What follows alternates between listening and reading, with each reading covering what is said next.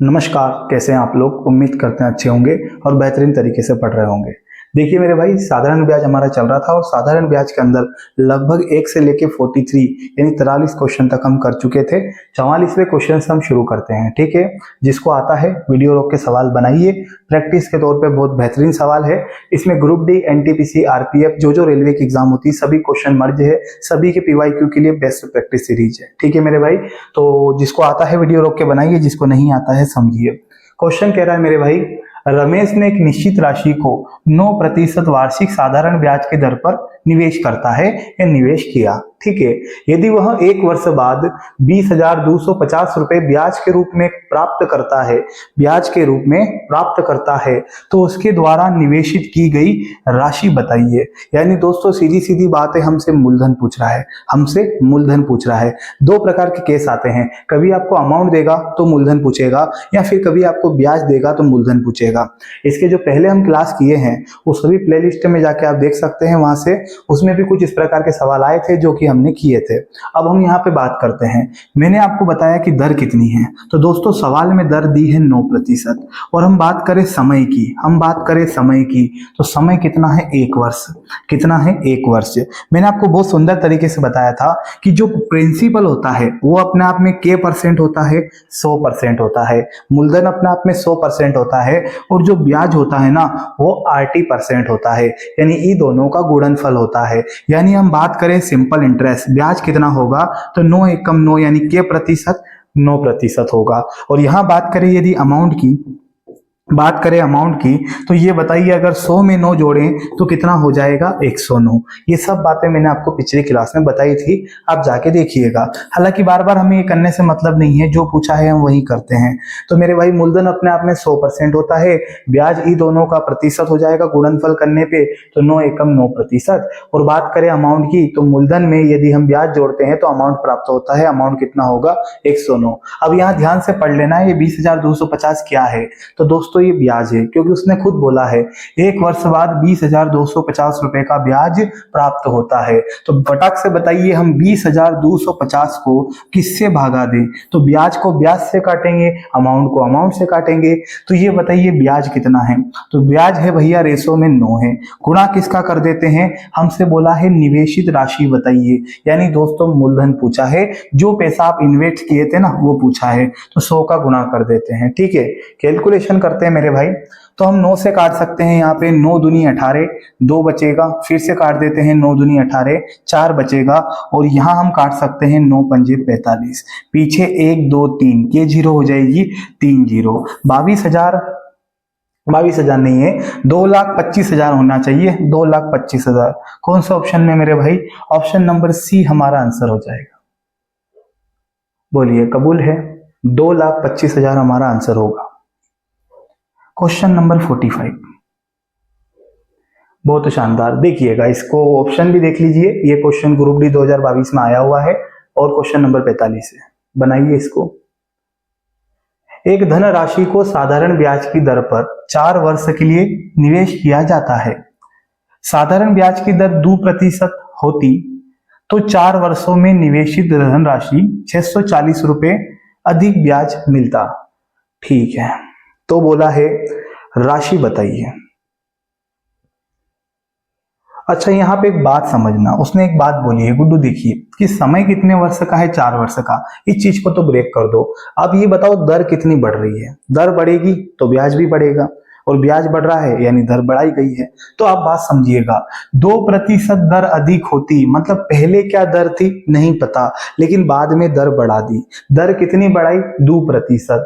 और 2% दर बढ़ाने की वजह से कितना पैसा बढ़ा? तो 640 रुपए बढ़ा। कितना पैसा बढ़ा? 640। इसके ऐसे तो बहुत सारे तरीके हैं, लेकिन मैं कहता हूं कि इसको हम आसानी से कर सकते हैं, मूलधन गुणा दर गुणा समय बटे 100 से। बोलिए कर सकते हैं क्या? मूलधन गुणा दर गुणा समय बटे 100 से। हमसे निवेशित धनराशि पूछी है, यानी हमसे मूलधन पूछा है, तो मैं ब्याज की जगह 640 लिखूंगा, क्योंकि 640 रुपए का ब्याज अधिक मिलता, तो 640 ब्याज हो जाएगा। मूलधन की जगह P लिख देते हैं। ये बताइए दर कितनी बढ़ाई? तो 2% बढ़ाई। के वर्ष के लिए बढ़ाई तो 4 वर्ष के लिए, और दोस्तों बटे में कितना आ जाएगा? 100 आ जाएगा, ठीक है, इस प्रकार के सवाल पिछली क्लास में देखे थे एक दो, है ना, वहां से देख सकते हैं। बाकी इसको देखिए, अभी हमें ब्याज कितना ज्यादा मिल रहा है, 640। ये 640 ब्याज किसकी वजह से ज्यादा मिल रहा है, तो 2% की वजह से, है ना। और अगर हम देखो ब्याज की जगह ब्याज लिखे हैं, दर की जगह दर लिखे हैं, तो साधारण ब्याज बराबर मूलधन गुणा दर गुणा समय बटे 100। काट दीजिए दोस्तों, आंसर आ जाएगा। तो मैं इसको डायरेक्ट काट देता हूं, 4 दूनिया 8 और ये हो जाएगा 8 ऊटी 64। ये 2 जीरो का गुणा इधर करेंगे तो दोस्तों 8000 हमारा आंसर हो जाएगा, ऑप्शन नंबर पहला। ठीक है मित्र, नेक्स्ट क्वेश्चन ये लीजिए, क्वेश्चन नंबर 46। कुछ क्वेश्चन सरल देखने को मिलेंगे, कुछ टफ भी देखने को मिलेंगे, लेकिन हम सब करेंगे, ठीक है, बिल्कुल शून्य से शिखर तक। और कोशिश करेंगे कि आपको स्मार्ट अप्रोच बताएं ताकि आपको दिक्कत नहीं आए। देखो भाई, एक निश्चित राशि पर 5.5% वार्षिक दर से 18 महीने में साधारण ब्याज, 18 महीने में प्राप्त साधारण ब्याज उसी राशि पर 6% वार्षिक दर से 14 महीने में प्राप्त साधारण ब्याज से 62.50 अधिक है ना, 62.50 रुपए अधिक है, वह राशि बताइए। देखो ये क्वेश्चन कहना क्या चाह रहा है, देसी भाषा में समझ लो। ये कह रहा है कि 5.5% की दर से 18 महीने में जो हम ब्याज कमाएंगे, है ना, और 6% की दर से 14 महीने में जो ब्याज कमाएंगे, उनका जो अंतर होगा ना, वो 62.50 रुपए होगा, डिफरेंस। जैसे कि कोई अधिक कमाता है, कोई कम कमाता है, कोई बड़ का है, कोई छोट का है, तो जहां तुलनात्मक बात होती है वहां अंतर लिया जाता है। और सवाल को पढ़िए, 5.5 वार्षिक दर से 18 महीने में प्राप्त साधारण ब्याज 6% वार्षिक दर से 14 माह में प्राप्त ब्याज से इतना रुपया अधिक है।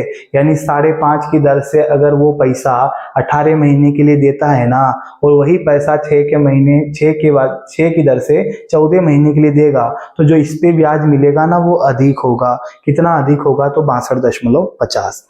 अब एक बात बताइए, अभी हम थोड़ी देर पहले एक काम किए थे, मैंने बताया था साधारण ब्याज क्या होता है, तो ये RT% होता है, यानी दर और समय का गुणा होता है, बताया था ना, दर और समय का गुणा होता है। तो इसको हम एक्स से भी कर सकते हैं, बाकी आपके पास बुक हो तो उसमें भी मेथड बढ़िया है, वहां से भी देख सकते हैं। अब इसमें और क्या सरल कर सकते हैं वो आप बोर्ड पे देखिएगा। तो दोस्तों 5.5% दर है, तो मैं ये बोलता हूँ 5.5% है, और इसमें गुणा में किसका कर देता हूं, समय का। तो समय कितना है, 18 महीने, ये लीजिए, इसका काम खत्म। और ये बताइए ये दर कितनी है, 6%, और इसमें मैं गुणा कर देता हूं किसका, 14 महीने का। किसका, 14 महीने का। अब देखना ध्यान से, ये महीने है तो मैं इसमें 12 का भाग दूंगा, ये भी महीने है तो मैं इसमें 12 का भाग दूंगा, क्योंकि 12 का भागा देने से वो वर्ष बनेगा, क्योंकि दर क्या दे रखी है, वार्षिक। ठीक है, इसको काटते हैं सबसे पहले तो अगर मैं पॉइंट हटाऊं तो नीचे 10 आ जाएगा, और 6 तिया 18, 6 दूनी 12, और कट रहा है क्या दोस्तों, देखिए फटाफट, और तो नहीं कटते हुए दिख रहा है सर, कोई बात नहीं, हाँ 5 से कट रहा है ना, देखो 5 एकम 5, 5 एकम 5, 5 दूनी 10, तो ये ऊपर हो जाएगा 11 तिया 33, और नीचे हो जाएगा 2 दूनी 4। ये क्या है सर, ये साधारण ब्याज है। उधर देखिएगा, 6 से काटते हैं 6 दूनी 12, और 2 से काटेंगे 7 बार। ये बताइए यहाँ कितना मिला, 7 मिला। ये भी साधारण ब्याज है और ये भी साधारण ब्याज है, बट रेशियो में। आप यहाँ पे देखना, ये पहला सवाल, इसमें मैंने क्या किया था, दर थी 9%, समय था 1 वर्ष, तो मैंने क्या बताया था, 9 एकम 9 कर दो। तो ये 9 क्या था, साधारण ब्याज था ना, तो वहां दर पॉइंट में आ गई तो हमें डरना नहीं है, सामना करना है। तो देखिएगा 9 एकम 9, तो 9% जो होगा वो साधारण ब्याज होगा, और हम साधारण ब्याज को साधारण ब्याज से काटे थे ना। तो यहाँ पे अगर आप देखिएगा सवाल को देखिए, यहाँ पे मैंने पहले साधारण ब्याज निकाला 33/4, जो बाद का साधारण ब्याज है वो 7 है, और ई दोनों का जो अंतर है ना, ई दोनों का जो अंतर होगा वो बराबर होगा 62.50 के। ठीक है, क्योंकि यहाँ तुलनात्मक बात हो रही है, तो इनका अंतर निकाल के हम रख देते हैं। चलिए यहाँ कैलकुलेशन करेंगे, इसको पॉइंट में भी कन्वर्ट कर सकते थे, खैर हम 33/4 लिख देते हैं। 33/4 का डिफरेंस हम लेते हैं 7 से, और जो भी आएगा ये दोनों का डिफरेंस इसके बराबर होगा, 62.50 के बराबर होगा। पहली बात, इसको मैं सही करूं तो 33 ऐसा के ऐसा, 400 तो 28 हो जाएगा, तो 28 और बटे में कितना, 4, और बराबर में हो जाएगा 62.50। अगर इधर मैं और देखूं तो ऊपर 5 बचेगा, नीचे 4 आ रहा है, बराबर 62.50। अच्छा 1 मिनट, यहाँ 5/4 आया, यहाँ तक आप सभी सहमत होना चाहिए। ठीक है, अब मैं जो कहना चाह रहा था, इसमें पूछा क्या है, राशि बताइए। जब ब्याज जो होता है वो 80% होता है, यानी कि दर और समय का गुणा होता है, तो मूलधन अपने आप में कितना होता है, 100%। मूलधन अपने आप में 100% होता है, तो गुड्डू इसमें 100 का गुणा कर देते हैं। तो पॉइंट हटाएंगे तो नीचे के जीरो, 2 जीरो। कैलकुलेशन करेंगे दोस्तों, ध्यान दीजिएगा, 2 जीरो से 2 जीरो कैंसल, और 5 से काटेंगे इसको, 5 एकम 5, 5 दूनी 10, और 2 बचेगा, 5 का 25 शून्य। 125 का हम 4 गुना करें तो कितना, 5000 हो जाएगा, है ना लगभग। देखिएगा, 5 चौक 20 की जीरो हासिल, 2 हो जाएगा, 4 दूनी 8 और 2 10 की जीरो हासिल, 1 4 एकम 4 और 1 5, 5000 होगा दोस्तों, 5000। एक बार आप गुणा करके देख लीजिएगा, ऑप्शन नंबर सी हमारा आंसर हो जाएगा। ठीक है मित्र, आगे बढ़े। Question number 47। देखिए, अब किसी बच्चे के ये क्वेश्चन आया, किसी के वो आया, तो इसमें कसूर क्या है सर। देखिए, मूलधन पर 8% वार्षिक दर से 2 साल की अवधि का साधारण ब्याज 192 है, मूलधन बताइए। मैं सेम तरीके से सवाल को कर रहा हूं जैसे हमने पिछला सवाल किया था। कुछ भी नहीं करना है, ये बताइए हमारी रेट कितनी है, तो सर रेट है, दर है 8%। यदि बात करें सर समय की, तो समय कितना है, तो 2 वर्ष है। सहमत है। अब यहाँ पे हम देखो डायरेक्ट 2-3 बातें कर रहे हैं। मूलधन अपने आप में सर 100% होता है। बात करते हैं 8 दूनी कितना होगा, 16। तो जो 16 होगा ना, वो सिंपल इंटरेस्ट होगा, के परसेंट, 16% साधारण ब्याज होगा। और मैं बात करता हूं अमाउंट की, तो अमाउंट जो होगा वो ई दोनों का योग होता है, क्योंकि मूलधन में ब्याज जोड़ते हैं तभी तो ना अमाउंट आता है। तो ये बताइए 100 और 16 कितना हो जाएगा, 116। हालांकि इसका कोई काम नहीं है, लेकिन मैंने आपको बताया है कि कल के दिन ऐसा सवाल आ जाए जिसमें अमाउंट पूछ ले तो आप कर सकते हो, है ना। बाकी लिखने की कुछ आवश्यकता नहीं है। साधारण ब्याज 192 है, तो मैं लिखता हूं 192, और ब्याज को ब्याज से काटेंगे तो ब्याज कितना हो जाएगा, 16। हमसे क्या पूछा है, हमसे पूछा है मूलधन बताइए, प्रिंसिपल पूछा है दोस्त, 100 का गुणा कर दीजिए। किसका गुणा कर देंगे, 100 का। चलिए काट के इसको भस्म कर दो। तो 16 से मैं काटूंगा, 16 एकम 16, 3 बचेगा, 16 दूनी 32, 12 का गुणा 100 में होगा, 1200 हमारा आंसर हो जाएगा।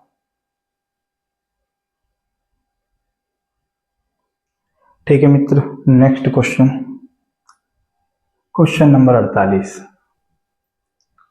एनटीपीसी में पूछा गया सवाल है। अभी सवाल को पढ़िए, वीडियो रोक के बनाइए, क्या आंसर है। रवि ने एक बैंक से 8% की दर पर पैसा उधार लिया, यानी कि ऋण लिया। 5 साल के बाद उसे इस अवधि के लिए ब्याज के रूप में 6400 रुपए का भुगतान करना पड़ा। कोई बात नहीं, रवि द्वारा उधार लिया गया मूलधन ज्ञात कीजिए। यार ये क्वेश्चन सेम टू सेम वैसा ही, अगर आप इसको सही से पढ़ो तो देखो, आप यहाँ पे ध्यान देना, ब्याज के रूप में 6400 रुपए का भुगतान करना पड़ा। ब्याज के रूप में 6400 रुपए का भुगतान करना पड़ा, यानी ये ब्याज दिया है, और ब्याज दिया है तो आप मूलधन निकाल सकते हैं। सेम टू सेम इस पैटर्न पे सवाल है। ये क्वेश्चन ग्रुप डी में पूछा था 22 में, और ये एनटीपीसी में आ चुका है। तो इसका क्वेश्चन का आंसर आपको देना है। जो भी आंसर है कमेंट में जरूर बताइएगा, क्लियर कट। ठीक है, मैं आपके लिए छोड़ देता हूं रफ वर्क में। हम चलते हैं क्वेश्चन नंबर 49। क्या ये भी वैसा ही है कि सर कुछ बदलाव है। देखिए क्वेश्चन नंबर 49, कोई धनराशि साधारण ब्याज की 5% की दर से 2 साल बाद 26,400 हो सकती है, राशि बताओ। इस सवाल में बदलाव है सर, क्या है बताता हूं। देखिए जो हमारी रेट है, सॉरी क्या दे रखा है, दर, हाँ बिल्कुल, जो दर है वो के प्रतिशत है, तो सर 5%। मैं बात करूं समय की, तो समय कितना है, तो सर 2 वर्ष। अब चलिए यहीं पे बनाते हैं फंडा। मूलधन यानी कि प्रिंसिपल अपने आप में 100% होता है। अगर मैं ब्याज करूं, साधारण ब्याज की बात करूं, तो 5 दूनी कितना हो जाएगा, 10% ब्याज हो जाएगा। और यदि मैं बात करूं अमाउंट की, तो अमाउंट ई दोनों का योग होता है, तो 100 और 10 कितना होगा, 110।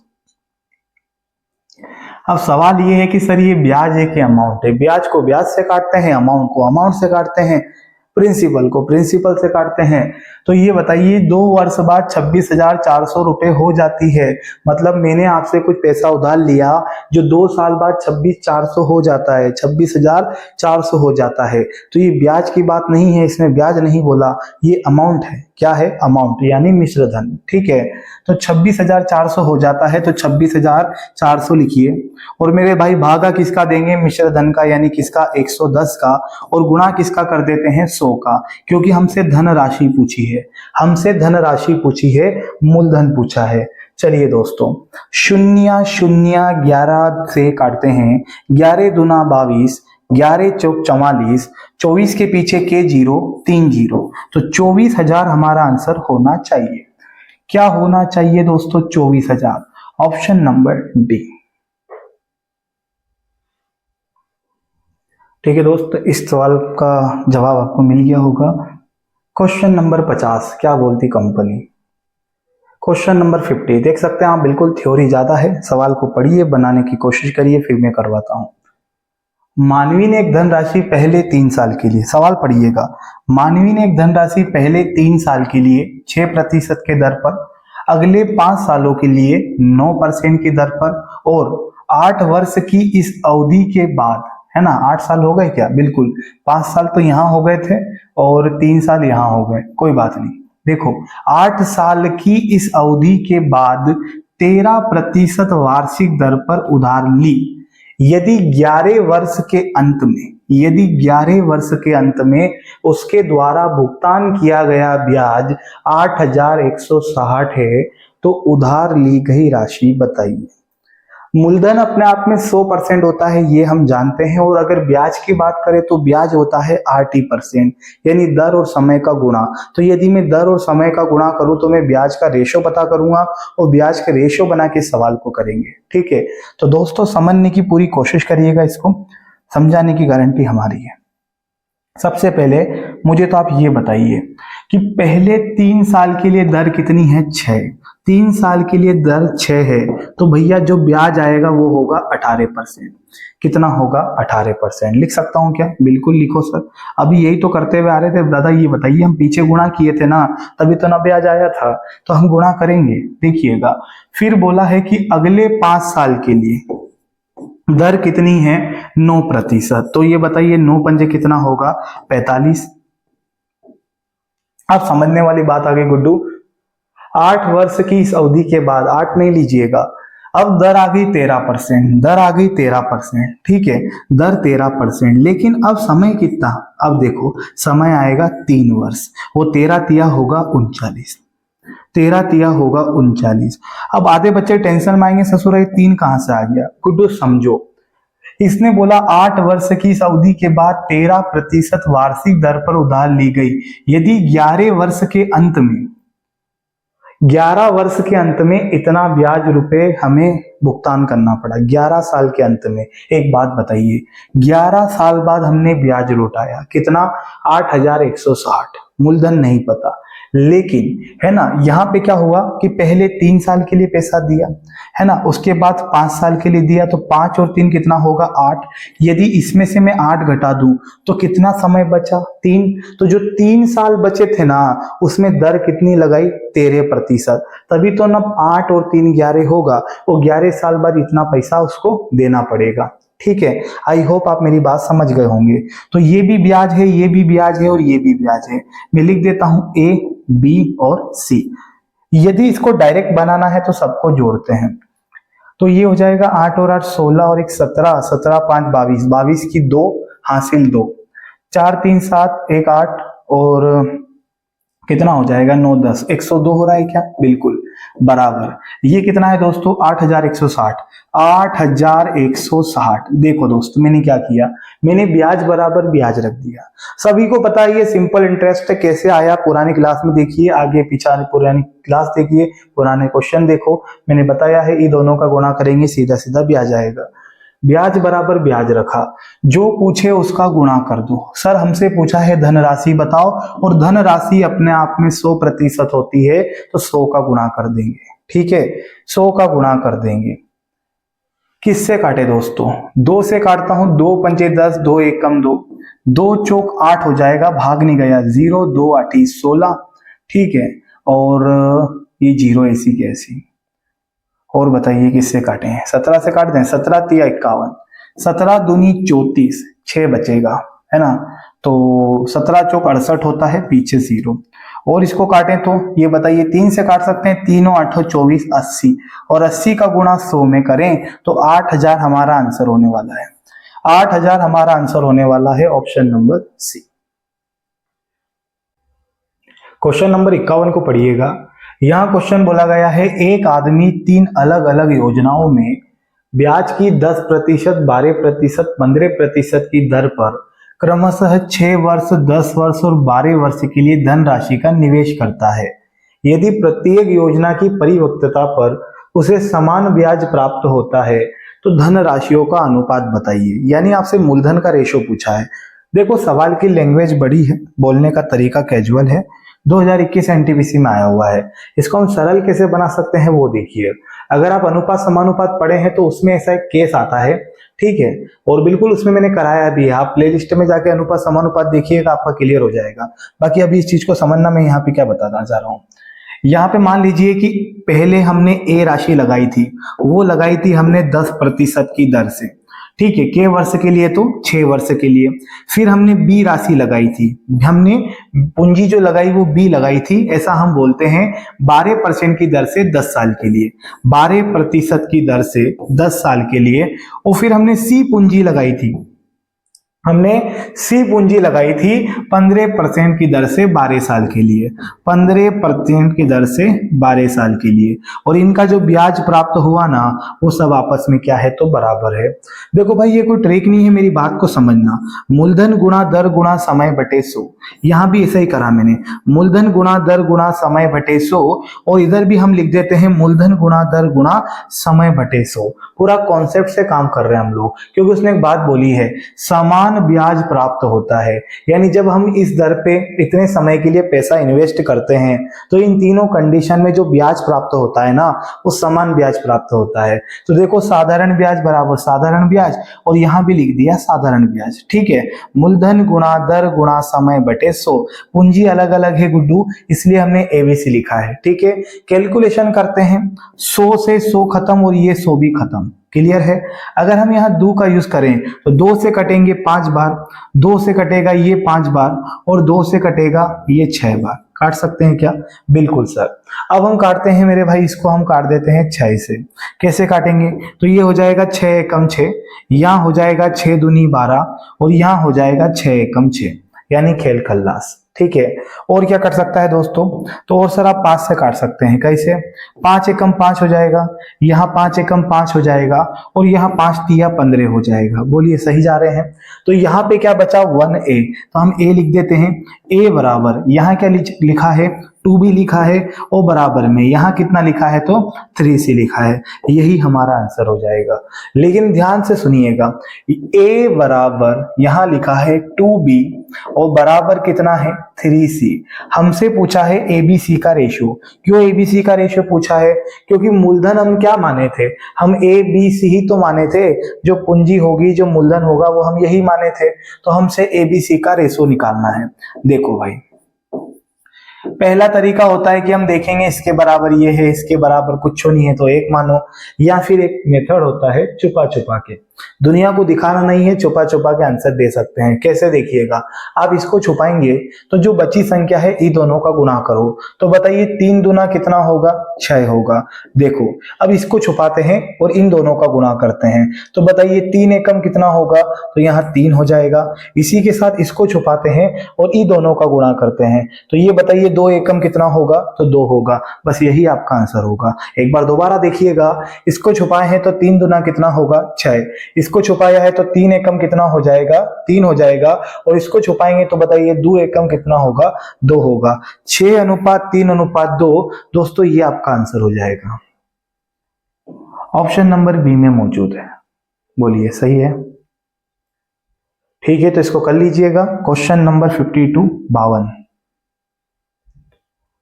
एनटीपीसी 2021 में पूछा गया सवाल है। क्या कह रहा है देखिएगा, यदि साधारण ब्याज की दर को 8% से 12.1/2% कर दिया जाए तो व्यक्ति की ब्याज से होने वाली वार्षिक आय में 369 रुपए की वृद्धि होगी। उसके द्वारा निवेश किया गया मूलधन बताइए। बहुत बढ़िया, मूलधन बताइए। एक चीज ध्यान से सुनो, ब्याज की दर थी 8%, फिर ब्याज की दर हो गई 12.1/2%, जिसको मैं 12.5 लिख सकता हूं। बोलिए, लिख सकते हैं कि नहीं लिख सकते? 12.1/2% का मतलब क्या होता है? 12.5। ठीक है, तो एक बात सुनिए, 8% से दर 12.5% हो गई तो कितने की वृद्धि हुई? तो हम बोलेंगे 4.5% की वृद्धि हुई। कितने की वृद्धि हुई? 4.5% की। तो जो 4.5% है ना, वो बराबर होगा 369 की। क्यों? क्योंकि वृद्धि हो रही है 369 रुपए की, और जो परसेंट में कितनी वृद्धि हो रही है? तो 4.5 की। तो देखिएगा, हम यहाँ पे जो 4.5 है ना, वो बराबर लिखेंगे 369 के, और यहाँ गुणा कर देते हैं 100 का। सर 100 कहां से आया? मूलधन का प्रतिशत अपने आप में 100% होता है, तो हम यहाँ 100 का गुणा कर देते हैं। ठीक है, तो जो वृद्धि बराबर वृद्धि, प्रतिशत में वृद्धि हुई 4.5, रुपए में वृद्धि हुई 369, और गुणा किसका कर देंगे? 100 का। चलिए इसको काटते हैं, तो पॉइंट हटाएंगे तो नीचे कितना आएगा? 0 आएगा। हम इसको काटते हैं, 9 से काट दें। 9 चौक 36, 9 एकम 9, ये हो जाएगा 9 पंजे 45। 5 से काटेंगे तो कितनी बार? 2 बार। 2 का इधर गुणा कर देते हैं, तो 2 एकम 2, और ये हो जाएगा 2 चौक 8, 8,200। 8,200 हमारा आंसर हो जाएगा ऑप्शन नंबर बी। ठीक है मित्र, ऑप्शन नंबर बी हमारा आंसर होगा।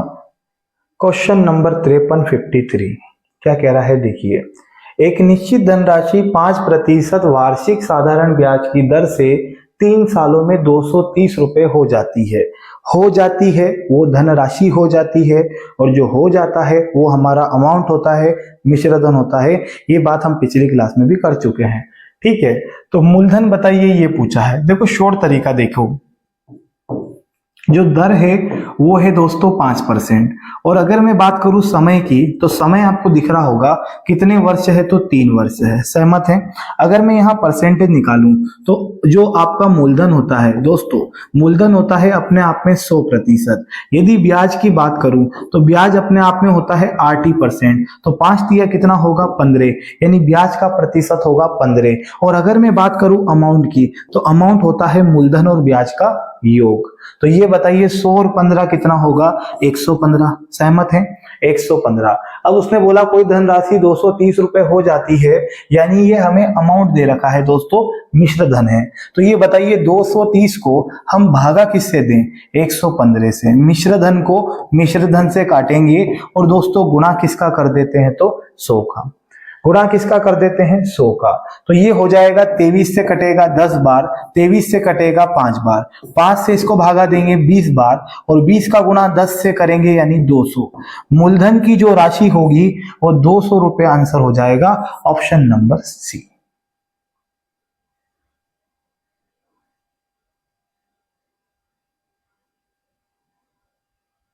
क्लियर है? नेक्स्ट प्रश्न लीजिए भाई, क्वेश्चन नंबर 54। ऐसे अगर इसका सॉल्यूशन आप बुक में देखेंगे तो काफी बड़ा है, और बेसिकली इसमें दिया हुआ है ना, एक्स मानकर हम कोई संख्या मानकर इस प्रकार के सवालों को कर सकते हैं, वो भी आसानी से। तो आपको समझना है, इंपॉर्टेंट सवाल है, और इस टाइप के सवाल आपको आगे भी शायद बहुत सारे देखने को मिलेंगे, क्योंकि हम बुक देखे हैं और बुक में इस प्रकार के हमको 4 से 5 क्वेश्चन देखने को मिले हैं। तो इंपॉर्टेंट है, आता है, थोड़ा समझ के करेंगे, बनाएंगे तो हो जाएगा। क्वेश्चन क्या कह रहा है सुनिएगा। एक व्यक्ति ने अपनी पूंजी का आधा भाग 5% की ब्याज की दर से दे दिया, और अपनी पूंजी का 1/3 भाग 8% की दर से दे दिया, और जो शेष भाग था, जो बचा हुआ भाग था, वो 10% की दर से 10% की दर से एक दे दिया। ठीक है, एक वर्ष में उसको तीनों निवेशों से कुल 820 रुपए प्राप्त हुए। उसकी पूंजी ज्ञात कीजिए। उसने कितना पैसा इन्वेस्ट किया था, यानी सीधे सीधे तौर पे कहें तो इसकी एक पैसा है, मान लीजिए कितने भी हजार है, 10,000 है, 5,000 है, 50,000 है। उसने 1/2 भाग 5% की दर से दिया, 1/3 भाग 8% की दर से दिया और जो हिस्सा बचा था ना उसको 10% की दर से दे दिया।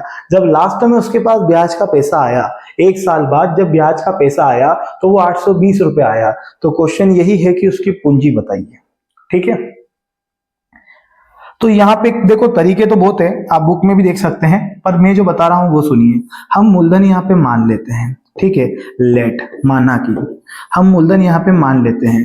तो ये बताइए यहाँ पे फंडा है कि 1 वर्ष में उसे कुल 820 रुपए प्राप्त हुए, तो ये ब्याज है। ओके, अब हम मूलधन क्या माने, 100 माने, 200 माने, 500 माने, 600 माने। तो एक चीज समझना, यहाँ पे ध्यान से सुनिएगा, इंपॉर्टेंट बात, यहाँ नीचे 2 है और यहाँ 3 है, तो इन दोनों से कटने वाली संख्या मानिए। तो 2 और 3 का एलसीएम कितना होता है, 6 मान लो। लेकिन आप ऐसी संख्या मानो जिसके पीछे हम 0 लगा लें, ताकि हमें काटा पीटी में दिक्कत नहीं आए। अन्यथा हम 6 तो मान के सवाल कर सकते हैं, लेकिन फिर पॉइंटों में बात जाएगी और हमें प्रॉब्लम आएगी। तो जिससे कि मैं आपसे कहूं कि 2 और 3 का एलसीएम कितना होगा, 6। नीचे वाली संख्या देखिए, 2 और 3 का एलसीएम 6 होगा, तो हम जो मूलधन मानते हैं ना वो हम 6000 मान लेते हैं।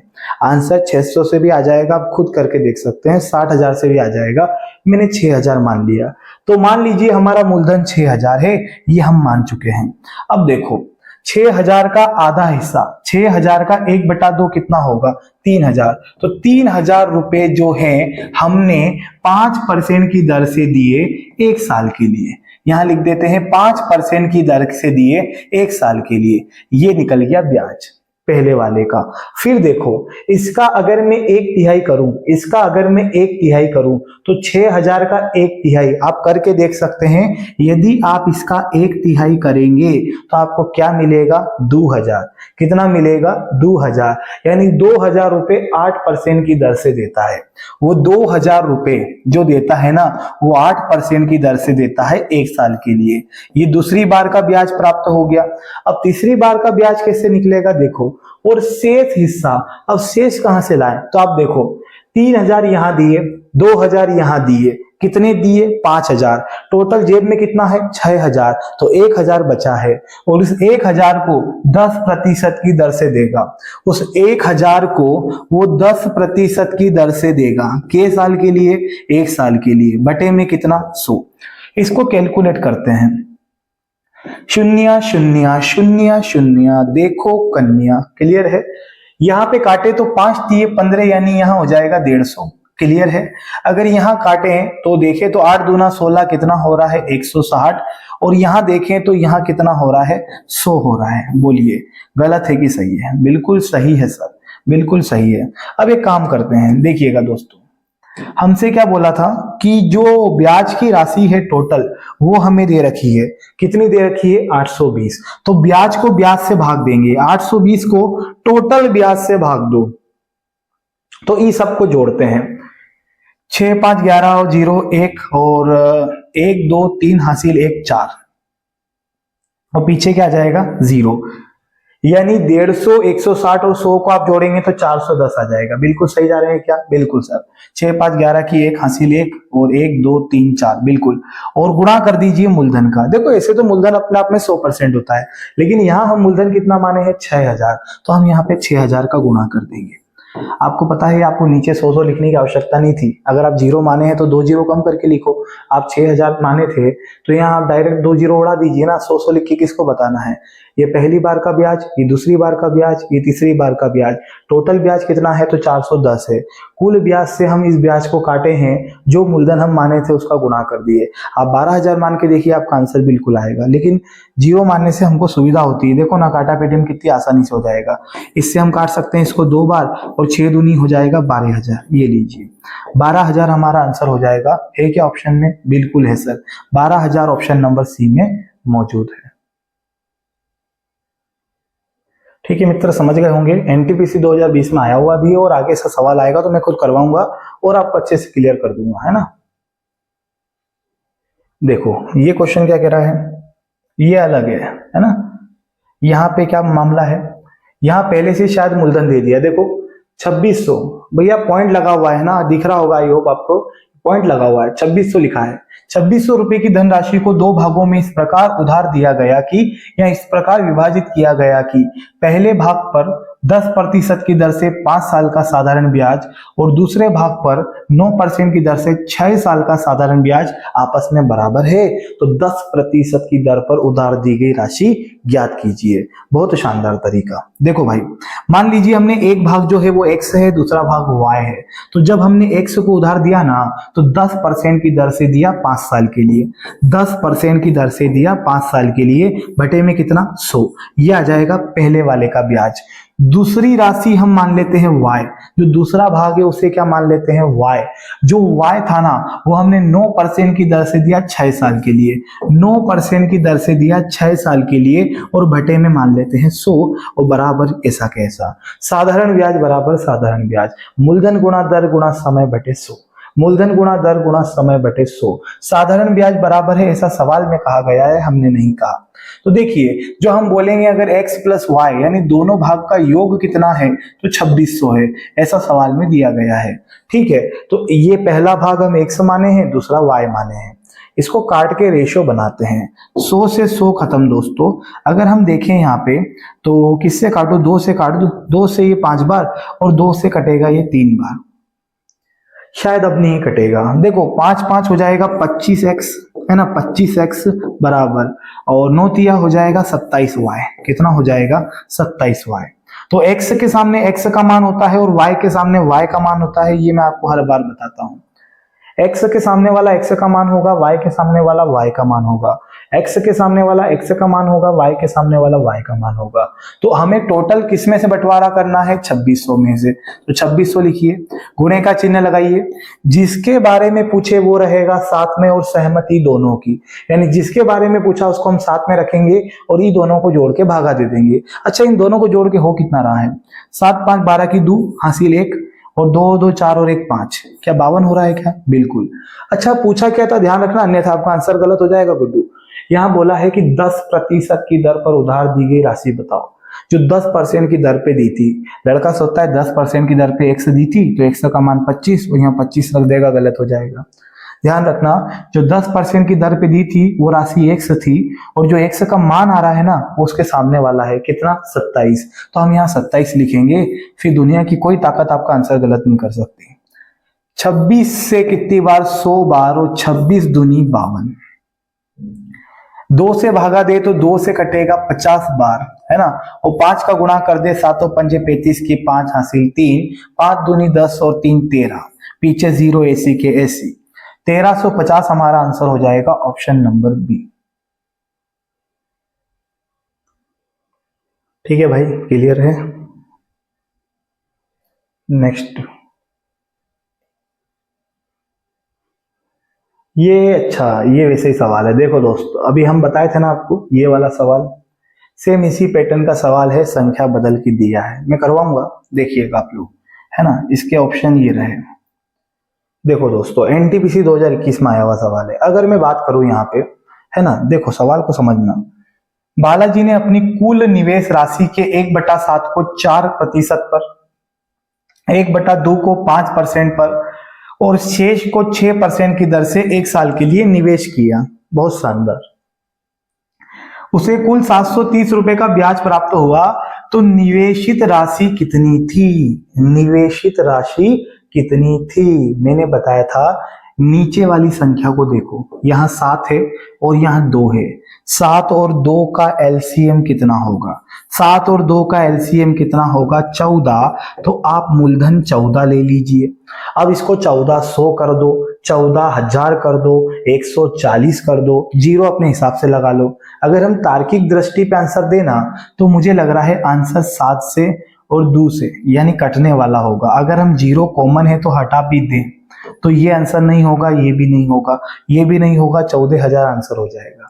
ऐसे हम दे सकते हैं, लेकिन बच्चा के का कैसे, सभी ऑप्शन 7 से कटते तो फिर यहाँ मामला खराब हो जाएगा। इसलिए आप समझ लो, मैं पीछे 2 जीरो मान लेता हूँ। बोलो कि 3 जीरो मानो, आप बताओ वो करते हैं, है ना। बोले और कुछ मान के बताओ। देखो, जो 7 और 2 से कटे, वो 7 और 2 का एलसीएम 14, तो 1400 ले लो। यहाँ एक जीरो और बढ़ा देता हूँ, लो, या फिर मैं जानबूझ के 1400 लेता हूँ, लो जी, 14,000 भी नहीं ले रहा हूँ, है ना, कि ले लें, जीरो लगा लेते हैं। चलिए, चलो छोड़ो, 1400 ही लेंगे अब तो। अब देखो भाई, जानबूझ के हम 1400 ले रहे हैं, 14,000 से भी कर सकते हैं।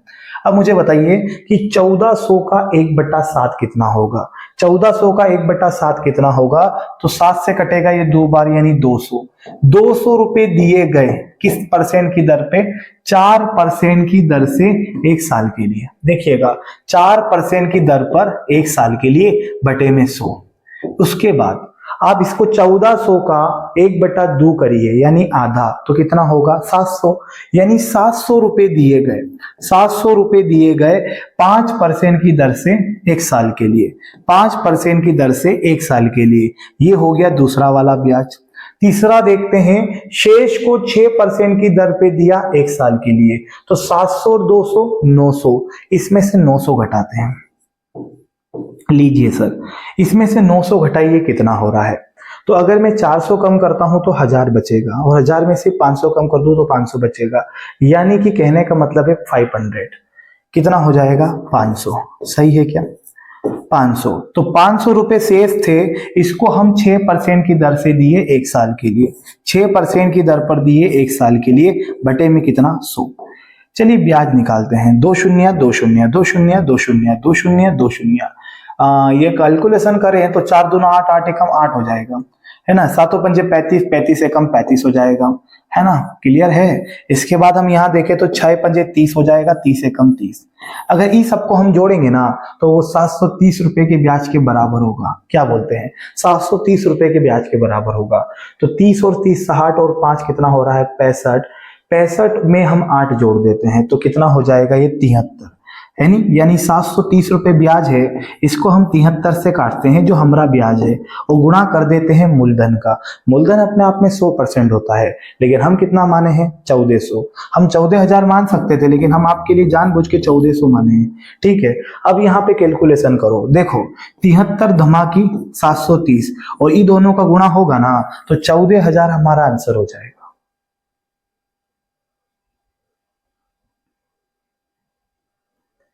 ठीक है मित्रों, तो आगे बढ़ते हैं। कर लीजिएगा, छोड़िएगा नहीं। क्वेश्चन नंबर 57 है, ठीक है।